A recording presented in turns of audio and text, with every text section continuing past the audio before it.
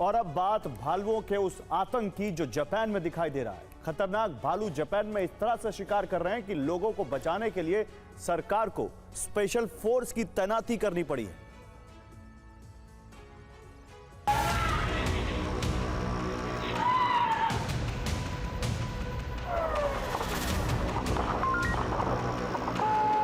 Japan में भालू जगह जगह इस तरह झपट्टा मारकर लोगों का शिकार कर रहे हैं। पिछले कुछ दिनों में जापान के पहाड़ी इलाकों में भालुओं ने कई लोगों पर हमला किया।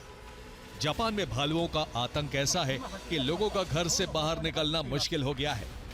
ये भालू राह चलते लोगों पर हमला करते हैं, जिससे कई लोगों की मौत हो चुकी है। जापान में अप्रैल से अब तक 100 से ज्यादा भालुओं के हमले हो चुके हैं। इन हमलों में 12 लोगों की मौत हो चुकी है। सबसे ज्यादा मौत अकिता प्रांत और इवाते में हुई। अकिता प्रांत के 30,000 लोगों को जंगल से दूर रहने के लिए कहा गया है। खतरा इतना बढ़ गया है कि भालुओं को पकड़ने के लिए सेल्फ डिफेंस फोर्सेस यानी एसडीएफ की तैनाती करनी पड़ी। भालुओं के सबसे ज्यादा हमले काजुनो शहर में हो रहे हैं। प्रशासन ने वहां के लोगों को जंगल से दूर रहने, रात में घर से बाहर ना निकलने और तेज साउंड की मदद से भालुओं को भगाने की सलाह दी है।